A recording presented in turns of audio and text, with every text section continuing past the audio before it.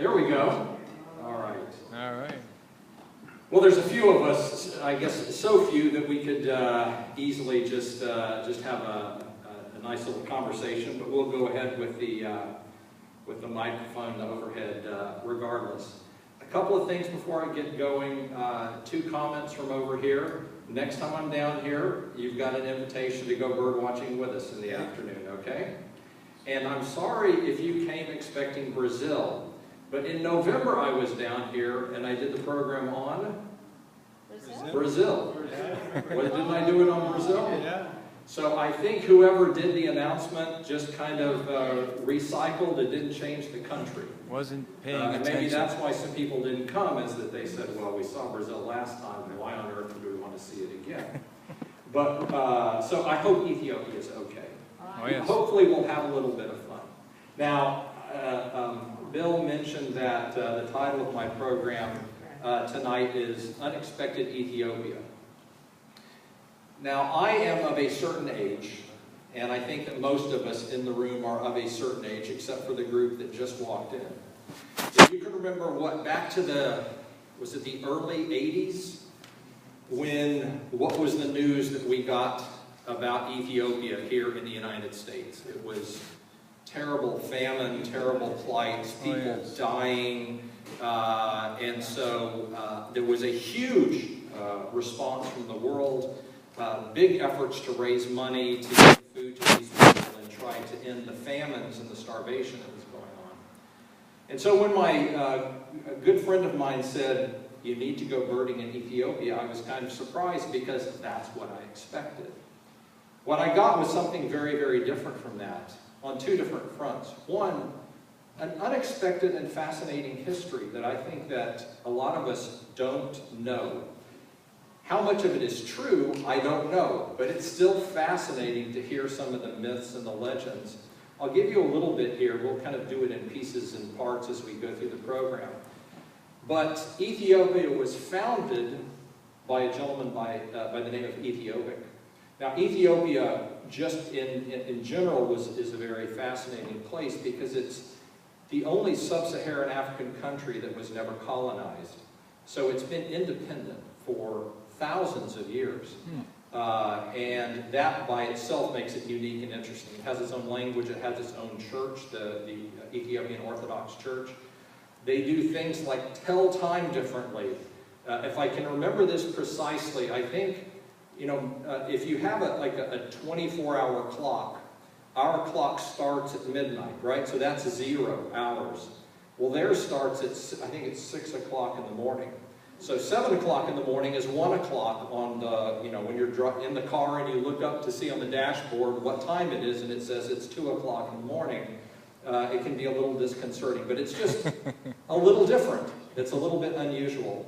And so part of the mythology is that the country was founded by Ethiopic, who happened to be the great-grandson of none other than Noah.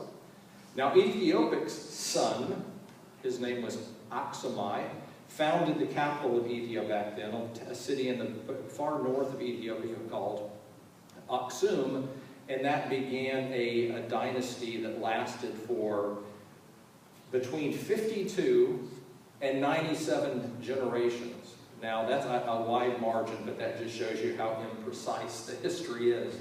All the way up to a lady by the name of Makeda, Queen Makeda. We will pick up with Queen Makeda a little bit later on in our story, but just kind of giving you a little bit of that background. The picture that you see up here, I hope that you can see up here. Yes, you can see it. It's the exciting wildlife, of course, Ethiopia, the mules. But this is a mule. This is my mule that I got to ride up a mountain, which we will visit a little bit later. But it just kind of, I don't know, there was something about it that just kind of spoke to that unusual history. But primarily what we're here for tonight is birds. Wow. And again, unexpected, because if you think of Ethiopia, this is a Malachite kingfisher.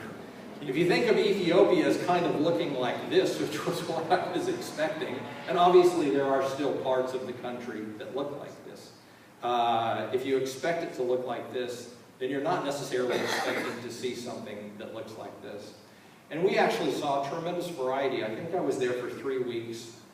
And we had, I think, around 500 species that we saw in those 3 weeks. So it's very rich in bird life. Amazing. And aside from the country of South Africa, and I know there's at least one person from South Africa here tonight, Ethiopia has more endemic species than any other country in Africa. And by endemic, I mean that a species that can't be seen anywhere else in the world. Anyway, fantastic birds, and that's where we're headed right now. What I was expecting, and then we'll see more and more of what I saw, and of course what you could see if you went to Ethiopia as well. We're going to start our program in the Rift Valley, which is where I kind of started my trip.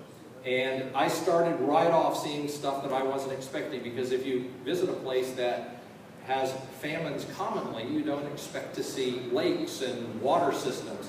But the Rift Valley, running through the center of Ethiopia, is loaded with lakes and water systems that are just abundant with bird life, like reed cormorants, not terribly colorful, but still interesting birds in their own right. Great white pelicans, tiny little African pygmy goose. Sorry, the name just left me there for a second. A tiny little thing about the size of a duck, you're exactly right, hiding there in the reeds. Other ducks like Hottentot teals you can see flying around very commonly, and white-faced whistling ducks are very easy to see. But of course, besides the waterfowl, the waders are actually very common and plentiful as well. Waders like this, which is a sacred ibis, which is one of one or two species of birds that actually are in Egyptian hieroglyphics. It's one of the hieroglyphics that's used in that language. But of course, you can also see yellow-billed storks with those beautiful bills, more white-faced whistling ducks in the background, in the foreground. And then really odd-looking things like this stork, tiny little stork, actually very small, called a hammercock.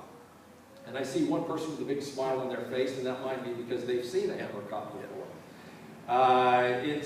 Does anybody speak German in the audience? What does hammercock mean? Does it mean hammerhead? Yeah. Okay. That's what I thought, but I don't like to assume when I know someone speaks the language that I don't. And you can kind of see where it gets its name. It has that kind of hammer-shaped head.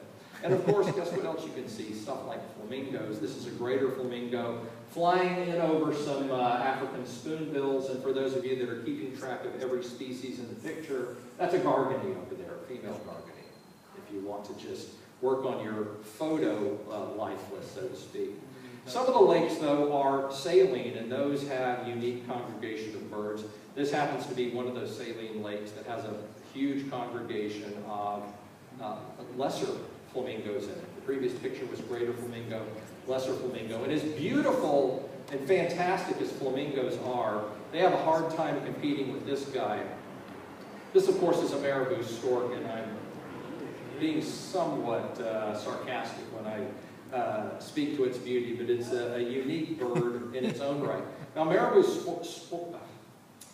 storks are scavengers. So they're opportunistic hunters, but they would prefer to eat something that's already been killed. So anytime you see fishermen around, just look for the congregation of marabou storks hanging out.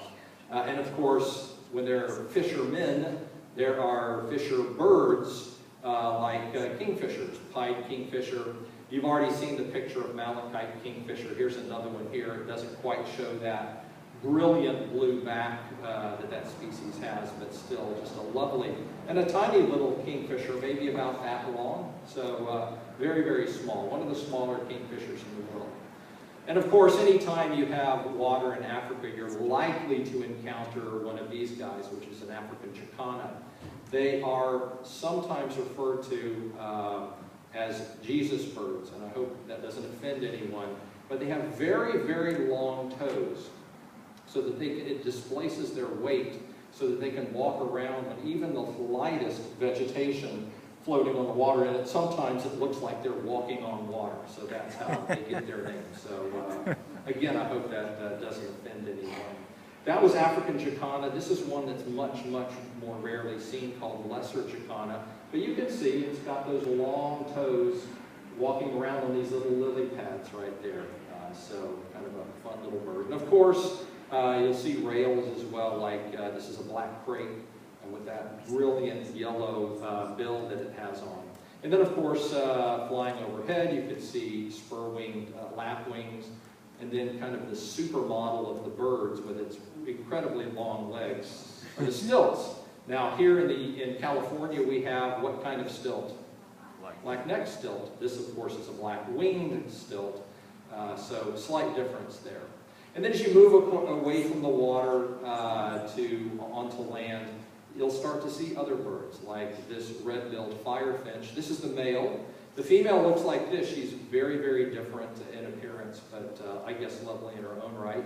Other finches that you can see are this one, which is called a cutthroat.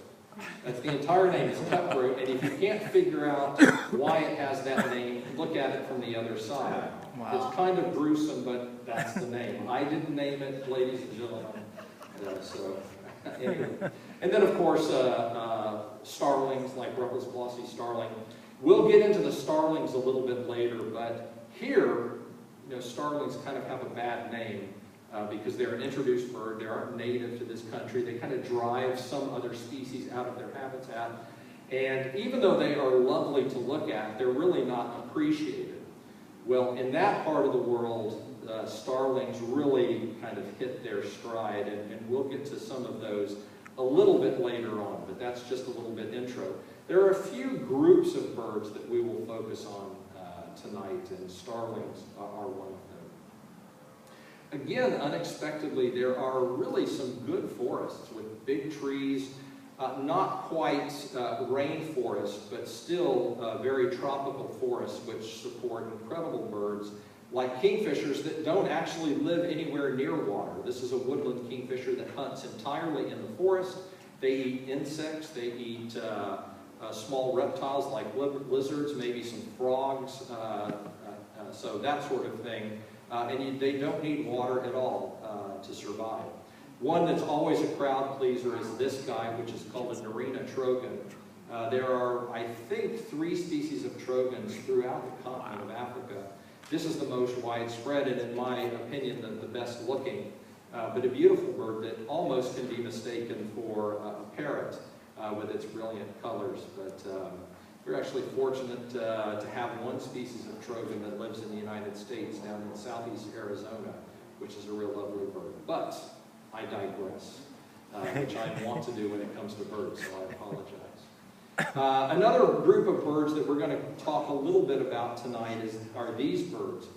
These hornbills are birds that have these casques, is what that's called, on top of the bill. This is a silvery-cheeked hornbill. If you look a little bit closer, you can see that big growth, if you will, on top of the bill. And this is a large bird, too. It's not a small bird. We don't really know the precise or all of the reasons for the casque on the bill of a hornbill. But it's speculated that at least one role that it plays is in vocalization, that it aids in the like a resonating chamber, that it can allow the vocalization to carry further. And I am one who kind of buys into that theory, because these big hornbills, you can hear forever, literally a mile away, you can hear them crying and screaming in the forest.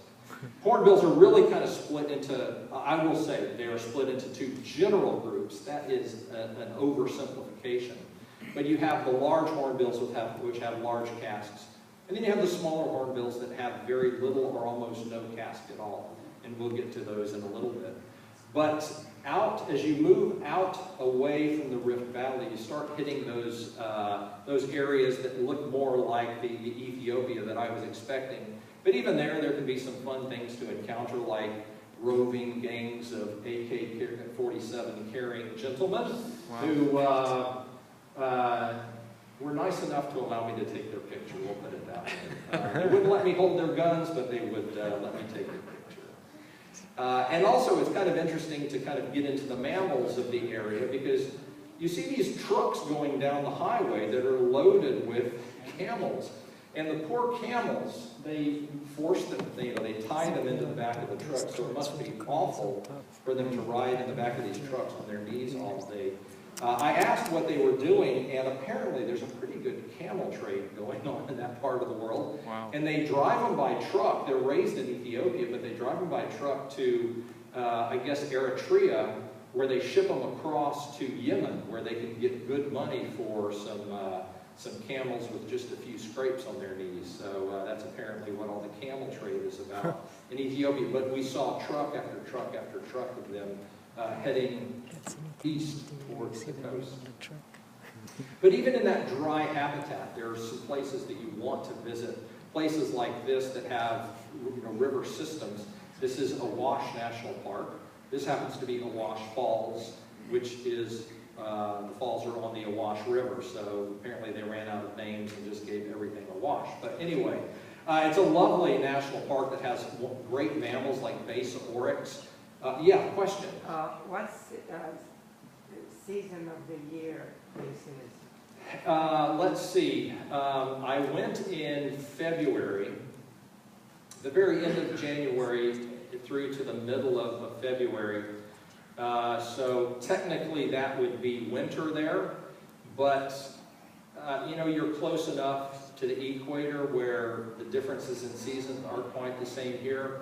And I would say it's probably the dry season, but just before it gets into the wet season. I'm trying to think back. I don't think I experienced any rain while I was there. So, and again, there's not a lot of rainfall in the country to begin with, so there's not a lot of difference between a wet and a dry season.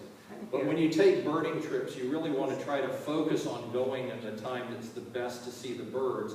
And that often tends to be just before they start breeding or just as they're starting breeding, because they're going to be the most showy, the most vocal, the most easy to see. So, and birds are going to breed at times where food resources are most plentiful. So I know I should have a very short answer to that question, but I don't know precisely. I know I was there in February and it was very good for the birds, so my guess is it was just as they were starting to breed, which would be just at the beginning of a wet season. So, Thank you. yeah. The river was going well, that's obvious. It was flowing very, very well. But as I was mentioning, there are good... Ethiopia, even though it technically is in East Africa, is not blessed with the diversity of large mammals like Kenya or Tanzania is, or even Uganda for that matter. But there are some like this, the Basa oryx. This one is a Summering's gazelle. And even the really small antelopes, the dik-diks. This is a Salt's dik-dik, and this is a Gunther's dik-dik. And these things are really only about that tall. They're tiny little things, less than 2 feet tall, for sure. But beautiful little creatures that are fun to try to see while you're there. Of course, some of the standard mammals that you might see are warthogs. Here are a couple of males that are sparring. They were kind of running into each other and trying to show off, I guess, who was the biggest and the baddest. I think the one on the left won, I think, if I remember correctly. And then predators like black-backed jackal. This one is in the shade. And this very evil-looking spotted hyena. You can't see it from the picture, but it was a terrible dust storm. So I put my flash on as high as I could, and all I ended up... The hyena itself was well exposed, but I get all of this reflection back in the eyes, which kind of gives it a very sinister appearance. But hyenas, of course, are widespread across Africa and fairly easy to see. One that isn't easy to see, that I was really shocked and very excited about, because I was sitting on top of the Jeep. We were out driving at night, and all of a sudden this thing flashes across the road, and I raise my camera up and take a picture, and it's this guy. And I was thrilled because I had never seen an aardwolf before. They're not easy to see. They are nocturnal creatures. They are low-density species, even though they range widely. You can tell by their appearance that they are a canid, so they are related to the hyenas, even though they aren't a hyena. And they aren't kind of unique, they are unique in that they are insectivorous. They primarily eat termites. So it's kind of weird to have this large dog out running around that really just eats insects. But it's very cool. It's got this wonderful mane and this striping on it that almost looks like a tiger or something like that. And of course not as fast moving, but these leopard tortoises were huge. But every time you would approach them, they would head first right into a bush like this. And so all you could get was pictures of their rear end. I never got a picture of the front end of a leopard tortoise. But I have this picture in there just to give you a size reference. I think that is a size 13 flip-flop on the back of this tortoise. So you can see they're fairly large creatures and fairly nimble at making sure you only see them from the side or the rear end. But in these dry areas, there are lots of birds, and in fact, some very impressive flocks of birds that may number in the thousands of birds, but they are primarily made up of sparrowlarks.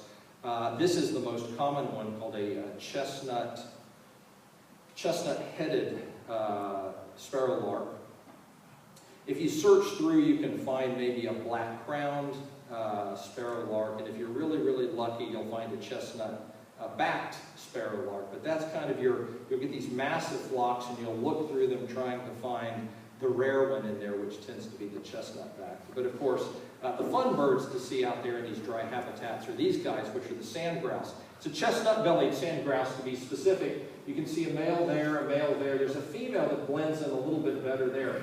And sand grouse are kind of famous is the wrong word, but they're known for two kind of unique features. They tend to live in dry habitats, so to find water, they have to travel great distances sometimes, tens of kilometers to get from wherever they're nesting to where they can find water. Now, the young in the nest can't fly that distance, or they wouldn't be in the nest anymore. So they have a couple of features that are kind of unique in the bird world. The first is that they have specialized feathers on their breast that act as sponges, and they can absorb water and hold it. So the adults in the morning can fly to water, kind of drink themselves, but then soak water into their breasts and then fly back to the nest. And then the young can, this is their other feature, they're one of the few birds in the world that can actually suck. And I don't mean that derogatorily, I just mean that they have the ability to create a vacuum in their mouth, and most birds don't, because bills are rigid and they can't form airtight seals. But young sand grouse have the ability then to suck the water out of the breast feathers of their adults, so it's kind of a unique feature. And they're kind of pretty birds. That was chestnut-bellied. They're widespread. Much more difficult to see is this one, which is Liechtenstein's sand grouse. But still very attractive bird, if you can find one. Now, sometimes you can find the bird, but it's difficult to see the bird, if that makes any sense. But hopefully this picture exemplifies what I'm talking about. There is a bird in there. I was able to find it, but seeing it isn't so easy. There's its eye, the bill is there. And again, I'm going to use a term, and I don't mean this derogatorily. This is an example of a family of birds, a group of birds called the bustards. This happens to be a buff-crested bustard specifically. And bustards can hide. They can hide very, very easily, so you have to be patient with them. And you have to work with them if you want to get a good look. This one I said is buff-crested. If you're patient enough and you sit still long enough, they may walk out into the open where you can see them a little bit better. They kind of look like small ostriches. They are capable of flight. The buff-crested is the smallest of the bustards in this area, and it's maybe, I don't know, a foot tall, maybe 15 inches tall, something like that, so fairly small. A little bit larger than the buff-crested is this one. Again, you kind of got to be patient with it. It's there behind the bush, and eventually it will walk out. And this is a white-bellied bustard, very attractive bird with almost a blue neck and a little bit blue on the crown. I wasn't expecting the soundtrack tonight, so this is kind of nice to have some music with my program. A little bit larger than the white-bellied bustard is this one. Now this one doesn't have a bush to hide in, it's just hiding in the tall grass. You can see its head sticking up. But we worked with it until we were able to get it into an open area where it ran across very quickly. And this is the Hartloff's buster. Now, When you say you work with it, what do you do? what's that? When you say you work with it, you drop a cracker or something? You go, please, pretty please. No, what you do is you have someone go and walk on the other side of where that, and start walking towards it, and then you push it towards you. So we had a guide there that went out to manufacture a better viewing of the bird, if I could put it that way. So thank you for bringing to light the terrible things that I do when I'm out in the field to photograph birds. But that's what I mean by working with it. Sometimes you may try to imitate the call to bring it in closer. There's a variety of ways. But in that specific case, someone went around the other side and then walked towards it to kind of push it out into an open spot, which you can see right there that it ran across. It's the only Hartloff bustard I saw on the entire trip, so I was very, very glad we did that. Question? Fly away. Fly away? Do they fly? They are capable of flight, but they seem to not want to fly. They're fairly large birds. You'll see it in a little bit just how, well, they're fairly large birds, and they prefer to stay on land or on the ground, but they are certainly capable of flight. A little bit larger than Hartloff's is this one, which is an Arabian bustard. Now this one just stayed way, way off in the distance. So the way I worked with this one is that I would walk kind of in this direction and then turn around and kind of walk, but every time I would get a little bit closer to it until I got close up enough that you could see it. Now, an Arabian bustard is probably about that tall. So not really, really big, but still a decent-sized bird. But the biggest of all the bustards, and actually the largest bird capable of flight, is this one, which is the Cory bustard. And I remember the first time I saw a Cory bustard, we were driving along, and there was a ridge line off to the left. And I looked up on that ridge line, and I said, the first thing that went through my head is, that is an odd-looking antelope. The next thing that went through my head is, that antelope only has 2 legs. And then it was the third thought, oh, it's a Cory bustard. They are big birds. They weigh about 45 pounds, an adult male. And they are capable of flight because I have seen one fly before. I encouraged it to fly. Let's put it that way. I wanted to prove that it could, and it did. But this is a nice male that has his neck all puffed out and his crest up, and he's showing off for any females that might be in the area. So the bustards are a great group of birds to see throughout Africa, but certainly in Ethiopia.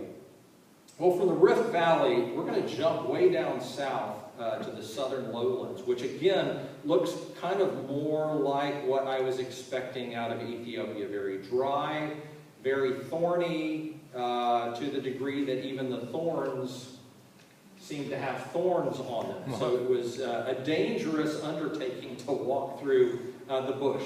There's the occasional glimpse of color, as you can see on the top of that tree, a nice little pink flower growing there.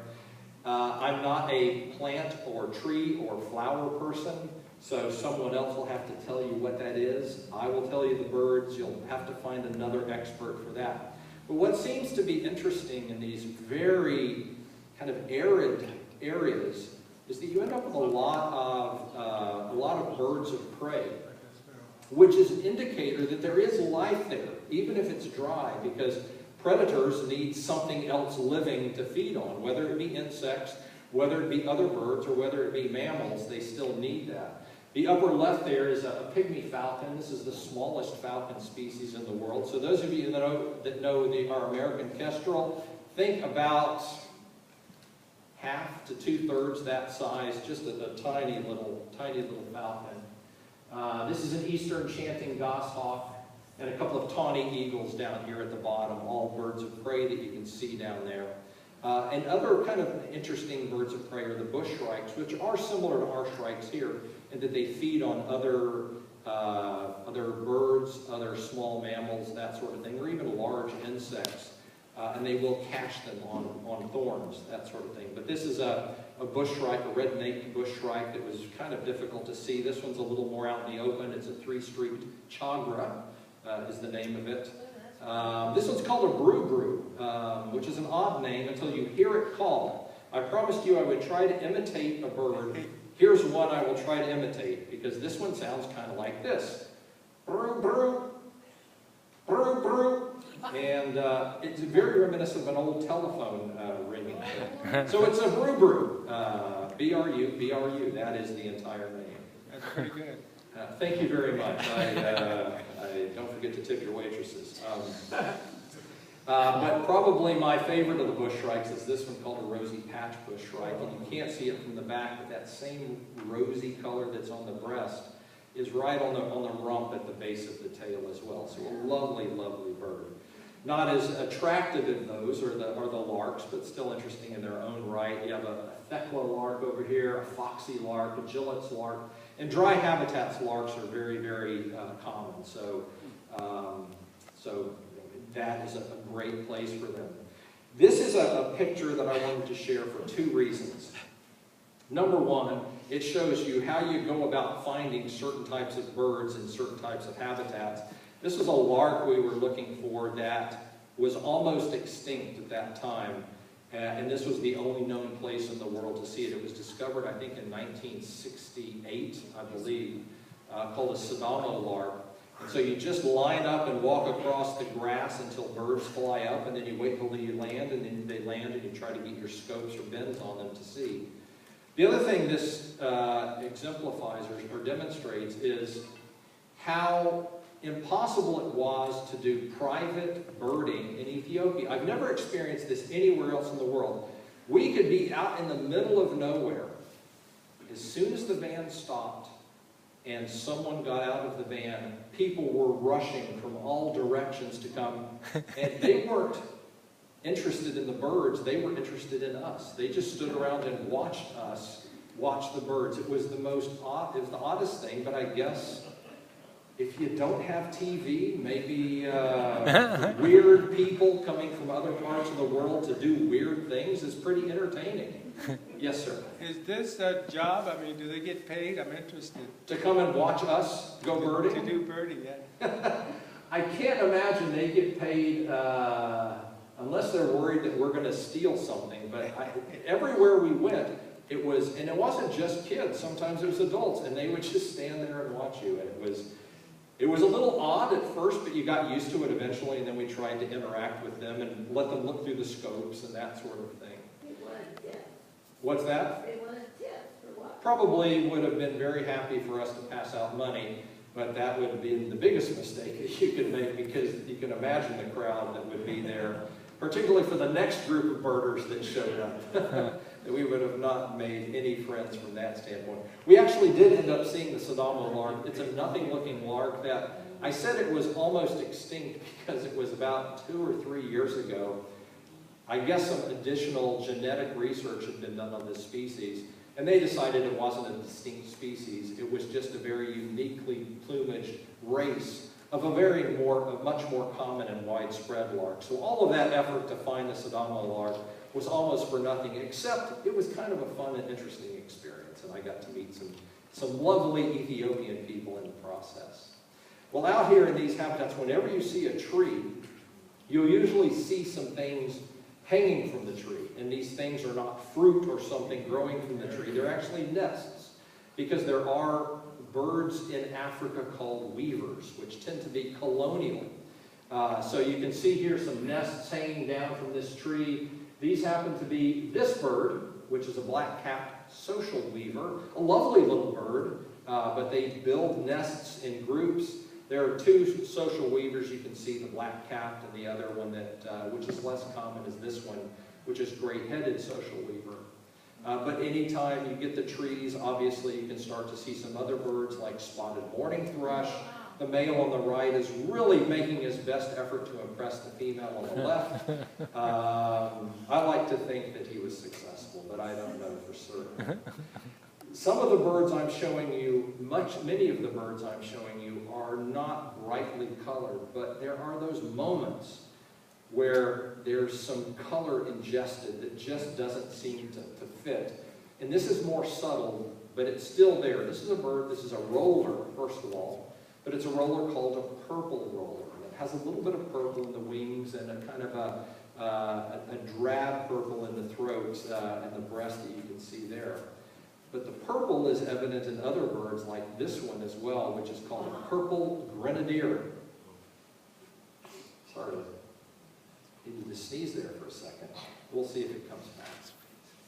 Here's another look at that same bird, the purple grenadier. Quite a lovely and bright bird to see in such a drab habitat. And then interesting birds running around like this vulturine guinea fowl. You've probably seen guinea fowl either in pictures or maybe even domesticated here in California. Those are helmeted guinea fowl, which are widespread throughout Africa and then even more widespread through domestication.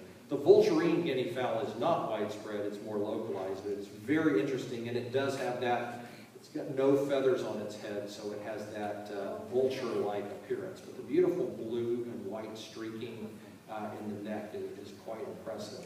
But the bird we wanted the most down south was, oddly enough, it was a corvid. For those of you that don't know what a corvid is, corvids are crows and ravens. Jays are in there as well.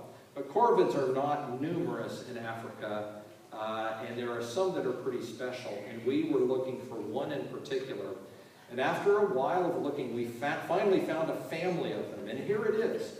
Now, crows and ravens are definitely not white.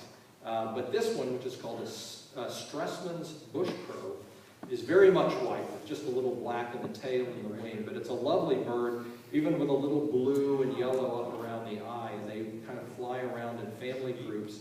They are an Ethiopian endemic, very localized, just a little circle on the map of Ethiopia where they can be seen down south. So they are a species of interest. They seem to be doing okay, and I can't tell you why they aren't more widespread because I couldn't identify what was unique or different about where we saw them compared to where 100 kilometers away where it looked exactly the same to me and you couldn't find a bush crow to save your life. But still, an interesting bird and one of my real targets to see on the trip. Yes, Jack? What was it called again? Stressman's bush crow. I think Stressman is probably the gentleman, not the gentleman that discovered it, but the friend of someone that discovered it, and so they got it named after them. I promised earlier, though, that we would spend a little bit of time focusing on starlings because they really do get short shrift here in the U.S. And I'm not saying they should get more appreciation here because they are problematic. But where they're supposed to be, where they are in East Africa, they are prolific. And it's not just one or two species. It is many species from something like this, which is the white-crowned starling, to this one, which is a pied starling, to this one, which is a greater blue-eared glossy starling. That's a lot of words for one name, but quite lovely. With the iridescent blue and green on it, it's just lovely. And then you have Shelley's starling with the blue and the chestnut, and then the incredible superb starling, which is also iridescent when you get it just right. That blue and the greens just, they shimmer on it. But my favorite, and I think anybody's favorite, when they're birding in Ethiopia is this one. A very difficult bird to photograph, fairly easy to see, but they always had something between you and them. So, you know, I have the front end of the bird, but there's obviously a branch here that's blocking it. But it's got green, and it's got blue, and it's got purple, and it's got gold, and it's got a long tail. And when you look at it from one angle, the back is blue, and then when you look at it from another angle, the back is purple. It's just a spectacular bird. And they would fly around in flocks out over the bush, and it was just spectacular. With that iridescent green head, and then the blue back, just wonderful birds. And very, very much a part of the East African and the Ethiopian landscape. But as we move a little bit north from the southern lowlands, we start getting into some foothills, some low hills, if you will. And you get into hills, you get into different habitat, and so you can see different things, whether it be giant termite mounds, or very interesting trees. Now, this is one of those situations in which I wish I knew more about plants, because I found these trees fascinating. This is a tree here, and it's not this is the tree. This whole thing is the tree. This is the trunk right here, this white and brown thing. This is rock here that it's sitting on and growing on. But this tree is right here, and they literally, in some cases, just dotted the landscape all over the place. And I know when I was there, someone told me the name, and I didn't write it down, and, you know, I'm kind of, I should know my plants and trees better than I do. I know that, but very interesting and unique, and I've never seen anything like that anywhere else I've been. And of course, in these rocky areas are great for mammals like hyraxes. Here's one. Here's some more. You always have to have an aw picture in the program. This is kind of it. These things are very popular with these things. So I kind of killed the mood there, didn't I? That was my goal, by the way. Get it back to the birds. Let's not get too off track. But again, groups, you know, a wonderful diversity of raptors. So birds that eat other things, which is indicative of the fact that there is life there, even though it may not look like it. It may look too dry for that. Up on the upper left, we have dark chanting goshawk. This is African goshawk, so two accipiters. Up here we have African hawk eagle, and down here we have black kites. So lots of raptors, but lots of non-raptors like white-headed buffalo weaver, and this incredible bird called an African paradise flycatcher. Now, African paradise flycatcher is widespread, and I should do a program just on African paradise flycatcher sometime.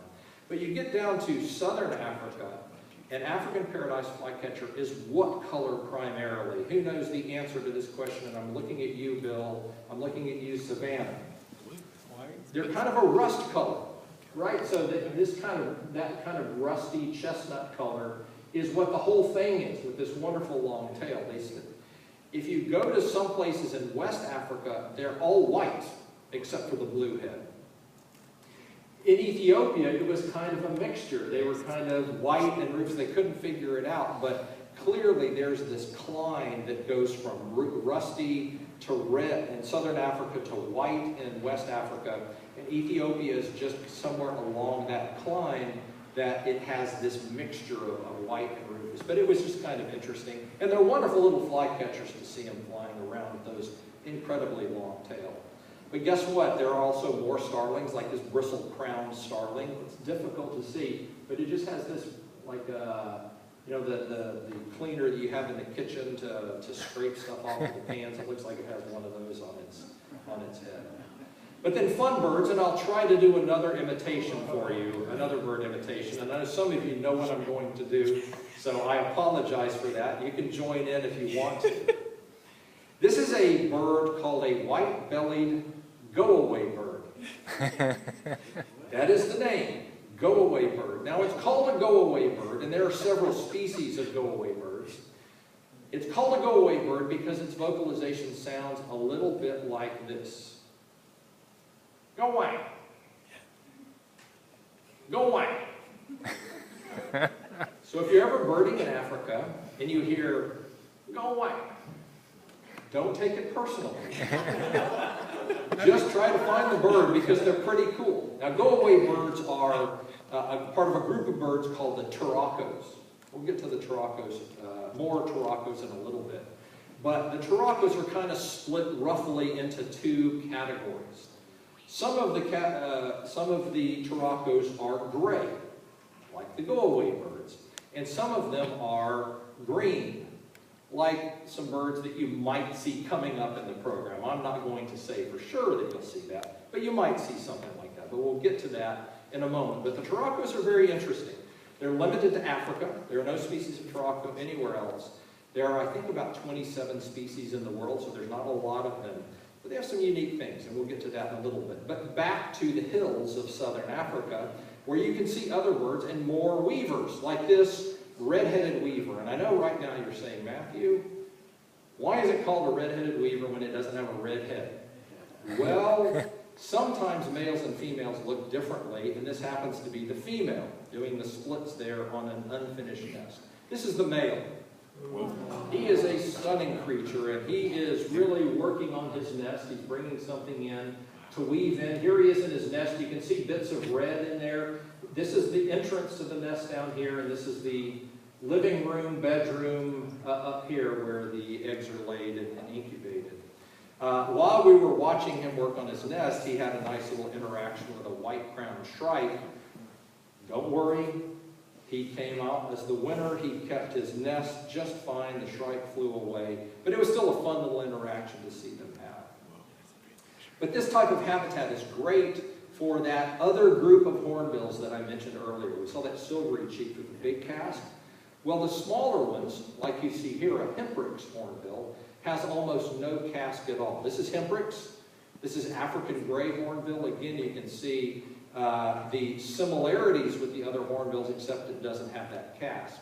This is a red-billed hornbill, specifically a northern red-billed hornbill. And here's a yellow-billed hornbill, specifically an eastern yellow-billed hornbill. And then, of course, everyone's favorite, the Vanderdeckens hornbill.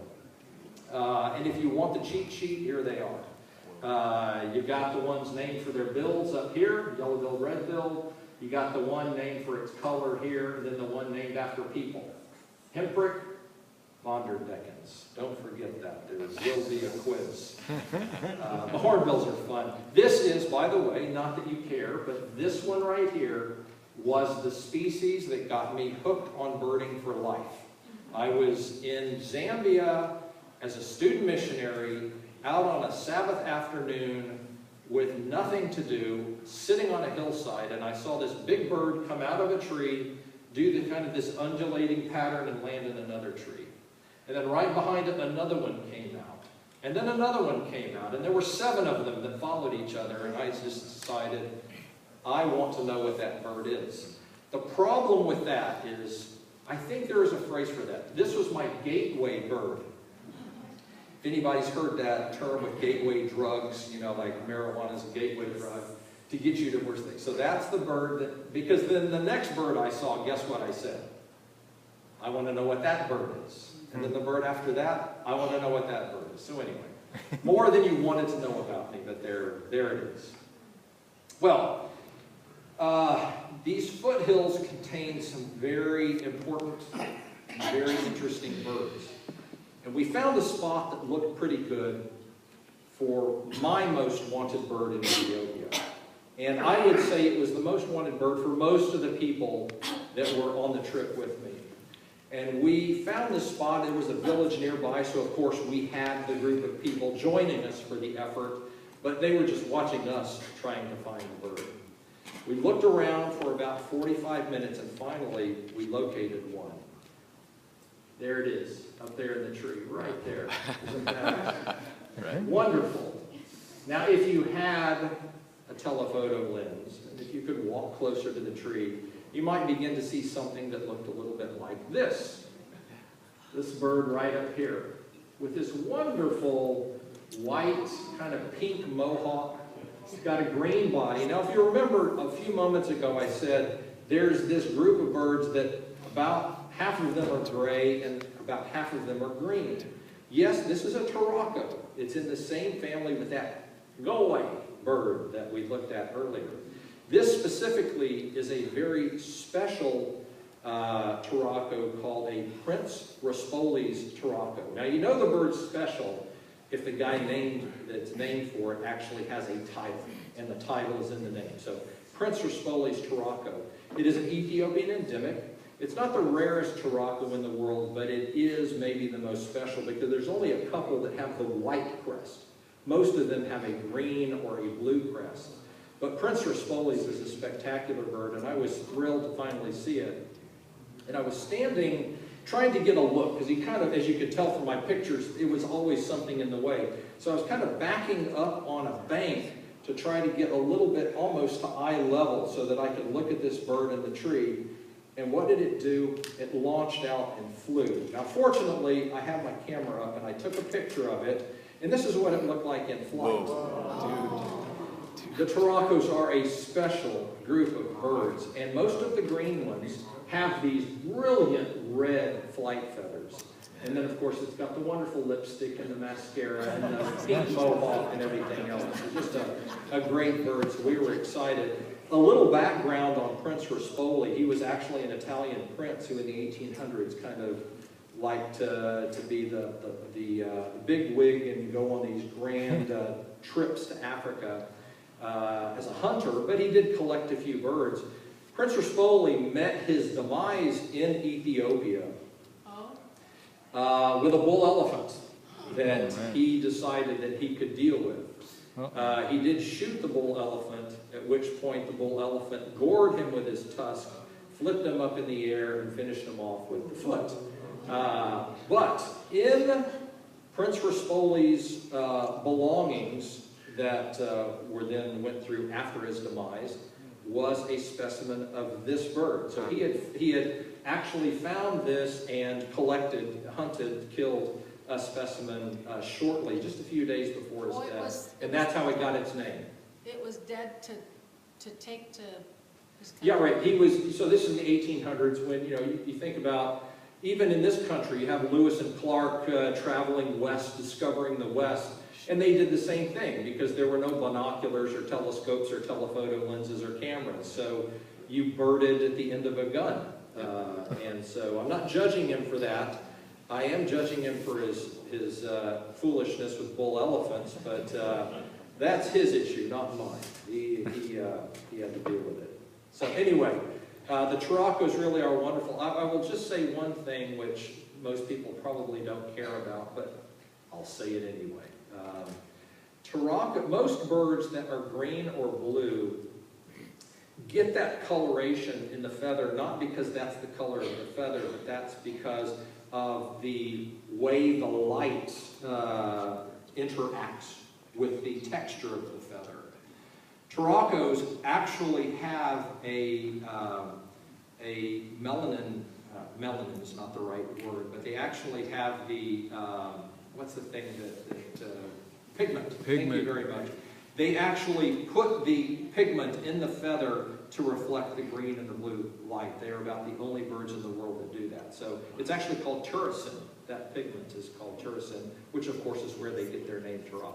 Anyway, a little factoid there that you can take back and impress your friends with if you'd like to. It won't impress them very much. I'll just give you that heads up. Well, from the southern highlands, you can see we were kind of moving north and getting into some hills. We're going to move into probably the most unexpected part of Ethiopia for me, and that is a place called Bali National Park, which are the highlands, where you really start moving uphill, getting into heavy forests, but serious elevation that I was not expecting. So you get into forests like this. Another picture you can see here, you start moving up in elevation, 7, 8, 9,000 feet in elevation, where you see more raptors like this. Gymnogene, that's the old name, it's now called an African harrier hawk, which isn't nearly as much fun to say as gymnogene, so I'm sticking with gymnogene. This is Ayer's hawk eagle here, and the African crowned eagle, which is a massive bird of prey, and the only confirmed bird in the world to predate humans. There have been skulls of humans found in the nests of these birds with puncture holes in the skulls exactly the size of the talon of an African crowned eagle. They are big. They are like the martial eagle of Africa. Big boys that, not full-grown humans, but anyway, we won't get too far into the weeds on that one because it's not a pleasant thought. But birds like this Abyssinian woodpecker you can see, which is another of the endemics. Guess what? More Turacos. This is a white-cheeked Turaco. It's not an endemic, but it is a near endemic because its range just goes a little bit outside of Ethiopia. Great birds like Abyssinian long-eared owl, which is incredibly difficult to find, and the only reason we found one is that a local knew where a nest was, and he took us to see it, so we were pretty excited about that, because most bird tours do not get to see that bird. This is where you start getting into more big mammals, like this mountain nyala. This is the female, this is the male, so really big guys that can do some damage if they wanted to. This is a little bush buck, very much smaller, but a Menelix bush buck. You'll notice one thing similar between this animal and the previous one. and that is that they have the spiraled horns. There is a group of spiraled horned antelopes, of which those are two of the species. The largest, of course, is eland, which doesn't occur in Ethiopia, but just another one of those little tidbits that you can take back and impress your friends with. Another small antelope called a bush buck. This is, it's a bush diker is the name of this. But once you get really high, like 10, 11, 12,000 feet, then you're getting above the tree line, or there's very few trees around, and any kind of unique habitat can be very good because it can produce tremendous numbers of endemics. Because remember, you're up in a high elevation that doesn't occur anywhere else in the area. So the birds there are likely to be unique to any birds that you can find anywhere, and that is the case. You can find wattled ibis up there, which is an Ethiopian endemic. If you're lucky, you might find this bird, which is a spot-breasted lapwing, also an Ethiopian endemic. Or this little guy, which is a Rouget's rail, prancing around, also an Ethiopian endemic. And then these guys here, not the ones in the foreground, those are yellow-billed ducks, which are very widespread, but the ones in the background, which are blue-winged geese. And blue-winged geese are just beautiful, and also an Ethiopian endemic, restricted to these highlands. And they get really high. We were up over 14,000 feet birding, and it was mostly from the car, because those of you that have been at 14,000 feet, if you're as out of shape as I am, you get winded pretty quickly. But again, just looking for habitat, looking for those unique birds, and some of them aren't Ethiopian endemics. They're kind of almost at the other end of the scale like these birds. This is a duck called a ruddy shell duck, a very common bird throughout Europe and Asia. But this is the only place in Africa that you can see them, or these highlands in Ethiopia. Or the bird up in the corner, which is a red-billed chough. This is an alpine bird that you would expect to see in France or Italy, or I saw in Kyrgyzstan when I was in the mountains there. And there's this relict population that's just on these tall Bali mountains because it's the only habitat that even comes close to emulating what you can get in the Alps. But interesting birds. And then just the opposite of that, you can find these there, wattled cranes, which again is a relict population of a species that occurs more commonly in southern Africa. But then there's these thousands of miles where they don't exist, and then this mountain range where you can find them up at high elevation. Some of the other special birds, this is a moorland francolin, chestnut nape francolin, again Ethiopian endemic, Abyssinian siskin, also Ethiopian endemic. And then cool plants. Again, I've said this at least twice before, so this makes the third time. I don't know my plants. But this is a lobelia. I don't know if anyone in here is familiar with lobelias, but they generally don't look like this. This is a giant lobelia. So a lobelia is a small plant. These things, here's a picture of me standing beside it, so you can get an idea that they're at least about 6 feet before you get to the leaves. So a very interesting localized population. Is it cold there? You've got a jacket. It was very, very cold. At 14,000 feet, yes, it was quite chilly. But there is one very, very cool endemic up there. There's more than one endemic, but there's one in particular I wanted to see, and we can hear it yapping. Thank you very much. Perfect sound effect. We could hear it yapping before it appeared over the rise, and it was just fantastic to see. This is a beast called an Ethiopian wolf. Now, I have traveled all over the world. I have not seen the gray wolf that you can supposedly see in Alaska or Yellowstone or even in India where I've been, the gray wolf exists. But this is the much rarer, again, Ethiopian endemic only to the highlands of central and northern Ethiopia, an Ethiopian wolf. This red, large red dog. That much larger than a fox, much larger than a coyote. This is a big dog, one you don't want to mess with, and very cool and so exciting to see. But one thing that occurred to me is that you have the gray wolf, these large predators, these top of the food chain predators. You know, the gray wolf hunts deer, elk, even small bison to eat. What on earth was this thing eating at 14,000 feet above the tree line where there's no other mammals in sight. The other mammals we saw were all down lower in elevation, like the nyala, the bush buck. They were all down lower in the forest. So up here, I was confused as to what on earth these large, top of the food chain predators were eating. Until I was actually eating. We took a lunch break and I had my back, the group was over here. I went around, I had my back up against a rock and I was looking away from the group. And about, I don't know, 30 feet in front of me, the ground moved. And I thought, well, that's interesting. You don't see the ground move every day. So I put my binoculars where the ground had moved, and this popped up. I don't know if you can figure out what you're looking at here, but this is an eye. Specifically, it's a left eye. This is a left ear, and this is a nose. This thing popped its head up with these magnificent teeth. Oh, man. And started looking around. This is a giant root rat. They weigh about 2 pounds. And finally it hit me, I know what Ethiopians, wolves eat. They eat giant root rats. Here a moorland chap came in to look as he's pushing a rock out of his burrow there to see if there's any insects. But I had a wonderful lunch watching this giant root rat excavate a burrow. Kind of excited that I'm kind of wishing that an Ethiopian wolf would swoop in and I would get some real good action shots. That didn't happen. I could probably create that for you with the beauty of Photoshop, but I'll not do that. But anyway, giant root rat, just a really cool beast. Maybe even cooler than an Ethiopian wolf. Maybe, I don't know, but loads of fun. Well, they're not as cute as ours. Is your giant root rat? No. Just whatever. Gophers? Yeah. Yeah, this is a gopher on steroids. These are kind of big things that, yeah. Anyway, just a wonderful experience and a great way to kind of conclude the experience up there in the highlands. I want to conclude the program tonight, though, with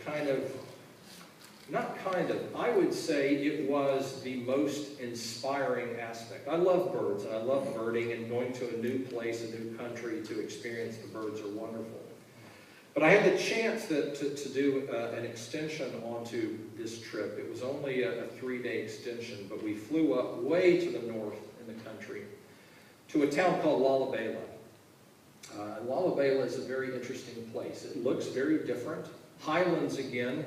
But much more kind of rugged, not round mountains, but mountains with very clear ridges and things like that. Again, lots of raptors like lesser kestrel up on the left, lammergeier, or a giant vulture down here on the right, birds like Abyssinian rollers flying around, blue-breasted bee eaters sitting on perches and flying out and getting insects, beautiful birds on the ground like red-cheeked cordon blues,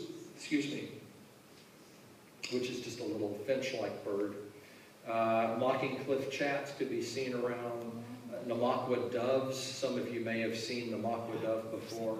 Yellow-breasted barbet as well, that you can easily see there. You want to call this one out, Bill or Savannah? Scarlet-chested sunbirds feeding. And this kind of crazy-looking raven, which is called a fan-tailed raven, which to me, those of you that like planes, there were efforts years ago to create types of planes that were basically called flying wings. And I always thought the fan-tailed raven just looks like a large wing, but there is a tail in there. You can kind of see it a little bit, but the secondaries are so long that it almost obscures the tail. More starlings as well, by the way. White-billed starling, which is an endemic with lovely chestnut-colored flight feathers. Another endemic, the banded barbet. Even the black-winged lovebird, the tiny little parrot, is an endemic to that area. But again, probably my favorite endemic turned out to be a mammal again. This one called a gelada. It's a specialized baboon. They rove around in big packs. They can number hundreds of individuals. The family that we found only had a couple of dozen in it. But baboons, for the most part, live in savanna-type habitat that has trees in it. And if a predator comes, they escape the predator by going up the tree. Well, in this habitat, there are no trees. So how do the baboons get away from the leopard or the Ethiopian wolf that comes by? Well, they live in these rugged mountains that have cliffs. So what they do is they go over the cliff to get away from the predator. So it's kind of, they do the opposite of everything else, but they're just really interesting beasts. They smile a lot. That's kind of nice. This is their way of saying, back off, buddy, you're close enough. All the pictures I've shown you so far are the females. The males are just really cool. They really look almost fake. This guy, you can almost see the makeup around the eye because it's really just a guy in a suit, I think. But no, they have this wonderful red chest and they have this mane of flowing hair that I am extremely jealous of, but nonetheless, gelada, a very cool endemic. And I know it's hot in here, but we're getting relatively close to the program, only close to the end. Maybe only another 30 minutes, I'm kidding. But I started the program by talking about some of the early history of how Ethiopia began, the legend of that. We're going to jump forward all the way to the 12th century, and we'll kind of pick up the legend with a gentleman by the name of Lalibela, oddly enough. Now, Lalibela was born into royalty, but he was not the oldest son, so he was not the king. His older brother was the king. But when Lalibela was young, just a child, he got into an issue with some bees, and he was covered in this swarm of bees. But he survived it, and his mother took that as a sign, a portent, that he should be the king and not his older brother. Now you can imagine how his older brother felt about this. So his older brother attempted to poison Lalibela. He was not successful, but he did put Lalibela into a coma with this poisoning attempt. And Lalibela was apparently in this coma for 3 days. And while he was in this coma, he was transported to heaven by an angel. And in heaven, he was shown a city of rock-hewn churches. And he was commanded to return back to earth and replicate that on earth. When he came back out of his coma, recovered from that, coincidentally, his brother had a vision in which he should abdicate the throne and give it to Lalibela. I'm not sure how these things end up so neatly as they do. There's just a really nice bow put on that one. But so his brother did abdicate the throne. Lalibela became king. And he began a dynasty of kings in Ethiopia called the Zagwe dynasty. And that dynasty lasted all the way till, I think it was the 1970s, when Haile Selassie was overthrown. Haile Selassie was the last of the Zagwe kings, or Zagwe rulers. But that is just to kind of give you more more recent history, because Lalibela, who was born actually in the 12th century, I don't think I told you that, did indeed, once he became king, initiate this effort to create a city of rock-hewn churches. And that is what's really special about Lalibela, because there are these, and I'm just going through some pictures of people right now, but just giving you a look at the those people, those descendants from whether it be Lalibela or some other king or some other ruler. These are the people that you see there now. And the city of Lalibela, in my opinion, is a place that people must go. I hear people all the time talking about going to the Holy Land. I want to see the places that Jesus, or the events around Jesus, where that actually happened. But this kind of history is very interesting as well, because there's a strong connection between Judaism and Ethiopia. Very, very strong. There's a reason for that. I'll try to tell one other story before this is done. But Lalibela, and you can see in this picture right here, is literally littered with these rock-hewn churches. This is one here, right there, the entrance. These are the people that were going to church. This is a priest. because every church has its priest. And the churches really are of two general types. There are these types, which are cave churches, where the church is actually carved back into the rock. If it looks like that there are some blocks here, that is an attempt to try to refurbish isn't the right word, but to fix them up, because these are old buildings that are falling apart. So those are the cave churches. And then you have a lot of other churches which are monoliths, where the rock is, and again, I have to reiterate, these are carved out of the rock. They're not made of rock and then transported and built. So it's like a church sculpture. The rock is carved away. You can see that they're fairly large in some cases. This is a large one here. The insides, you can walk inside and see these stone pillars that are carved again away from the rock. Some of them are very roughly carved like this. Some of them are a little ornate, and some of them are very ornate.